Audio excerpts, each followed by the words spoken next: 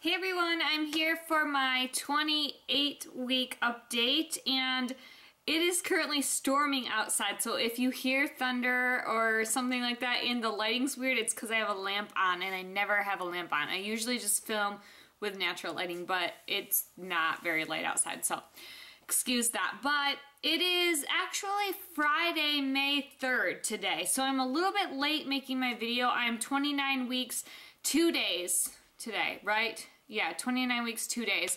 But I've been having some trouble with my filming and editing and uploading process, and this will probably be up later than I normally would like it to be as well, probably next week sometime. But I'm just having a lot of trouble lately. I don't know what it is, so anyways. On Monday, this past Monday, I had an ultrasound, and we're just kind of monitoring baby's progress and monitoring the EIF that I mentioned they had found during the gender ultrasound, and the EIF is still there. And she explained it a little bit more this time, stating that the EIF is probably going to remain there. It's not going to go away. The doctor had told me that at one point, but now the tech told me, she was really nice. She actually zoomed in on the EIF and showed it to me on the ultrasound, which she hadn't done before. Every other time that I've had an ultrasound, they just tell me afterwards that it's still there, but I've never actually seen it. And she did show it to me, and it's on one of the valves of the heart, so when the valve moves to pump blood, the EIF moves. And she said that that's really actually good because it's nothing. It means nothing. It's just a calcification on that valve. And she also told me, I'm pretty sure it was this last ultrasound. I don't think it was the one before. I think maybe the doctor had mentioned it, but the tech said it this time that they only really ever see EIFs that mean nothing on small women. Women who were, you know, before pregnancy, they were very small framed and didn't have a lot of extra body fat. She explained to me that you can just see the baby better, and therefore you can see the EIFs better or at all, and that it's actually so common. She just really assured me. I really liked her. I've never had her as a tech before, and I don't know why. I thought there was only the one tech, but she was there on Monday. So that was really it. My appointment went really well. I talked to the doctor, but she just was just saying everything's great, you know, told me when to call, when, you know, if I'm having contractions that are, well, she said less than 5 minutes apart for, I don't know, I think she said 30 minutes or something, but I don't have any contractions yet. Maybe the Braxton Hicks, I guess. I've never been pregnant, so I've never felt one, but from what everyone says, it feels like a tightening. And I have had that a couple times. It's not consistent, so I know it's not a real contraction. They don't even hurt. It's just that I can tell my stomach is tightening. And if I feel it, it is harder in that certain spot. But I haven't had any consistent contractions, what I would consider a contraction. She said, you know, any gushes of fluid, obviously any bleeding. She did say that I may have spotting, especially after intercourse, but I have not had spotting at all. Okay, I can't say at all the entire pregnancy. I think when I was only around like 4 weeks pregnant, I didn't even know yet. I hadn't taken a test yet. Actually, yes, I had. I did know I was pregnant, and that's why it concerned me. But it was around the time I was supposed to have my period. I think it was 8 weeks.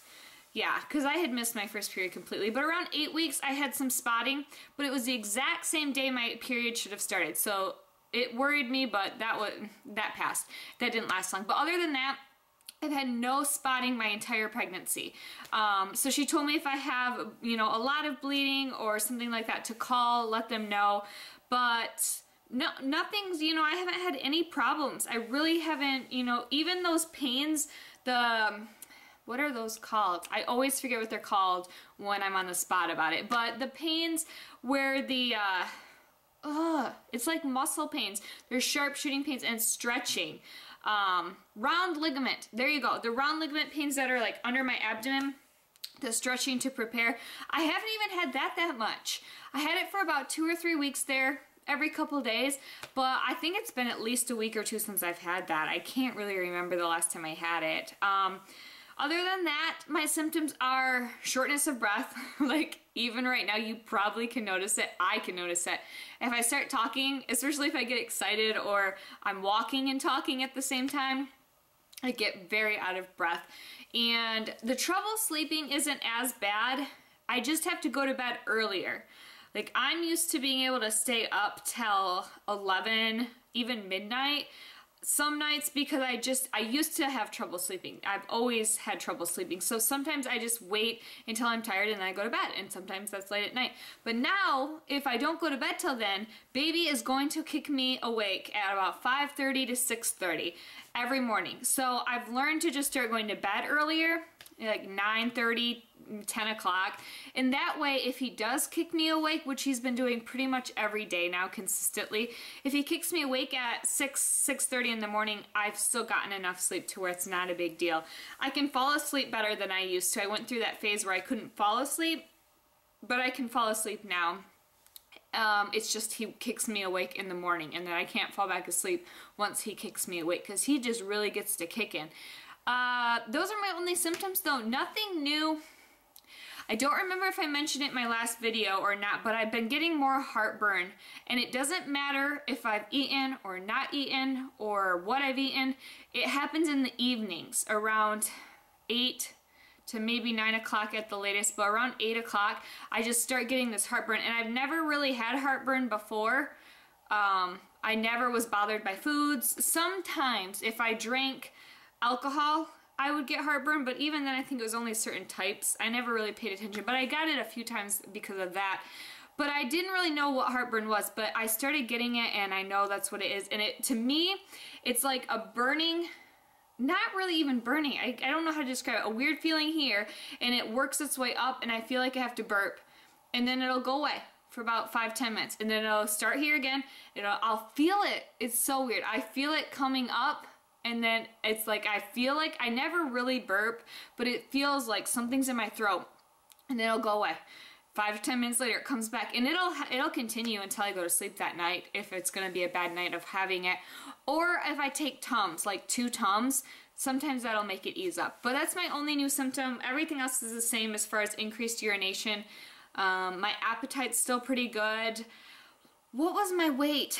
When they weighed me on Monday, it was 135, but that was on their scale. I think I'm 136 on my scale, like 136.2.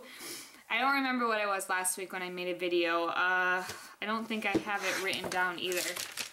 No, I don't know where my notes were from last week. I'll put the weight down below. I don't think it's much of a change at all though. I think I was 136 last week, so 136.2, no changes really, no stretch marks or anything yet. I still apply my cream religiously because I really don't want to get stretch marks.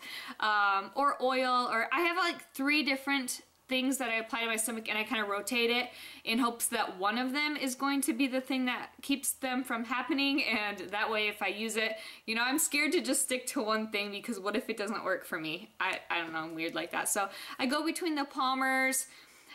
There's this body oil that Philosophy makes. I'll try to link it below if you're interested because it's really a nice product. And I also use the Therapy Massage Bar from Lush.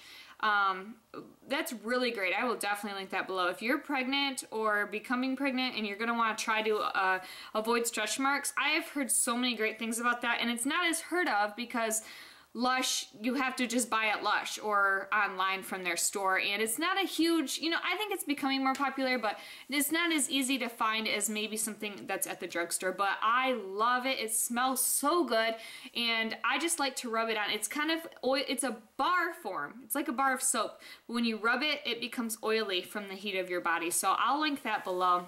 But I will go ahead and show you my stomach now, and I still have my belly button ring in. Someone asked me in my last video when I'm going to take it out, and honestly, I had ordered one online and it never came, and so I went back and looked, and the person had just never taken my money. I ordered it on eBay. The person just never took my money for it and therefore never sent it. So I'm going to have to find another one that is pretty affordable and order it, but my belly button ring still moves. There's no problems with it. It's not causing pain. It doesn't cause any problems with the area. My doctor said as long as I can move it in and out and it's not irritating me, that there's no reason that I have to take it out. So this reminds me that I'm gonna try to order one of those, the longer plastic ones, just in case I get to where I do have to take it out.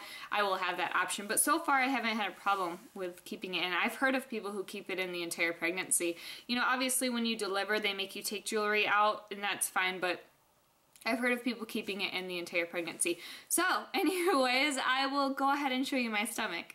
Okay, so here is my stomach at 29 weeks and 2 days.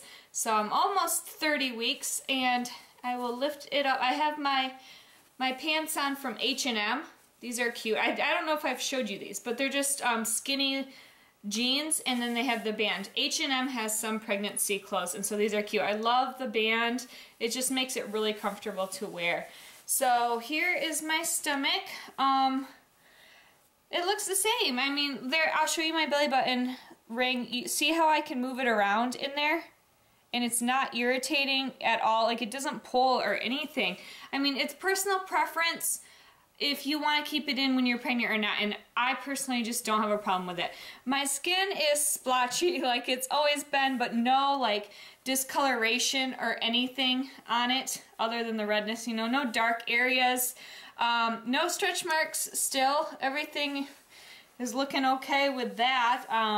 It's nice and soft because I always have something on it. So that is my stomach at 29 weeks and 2 days.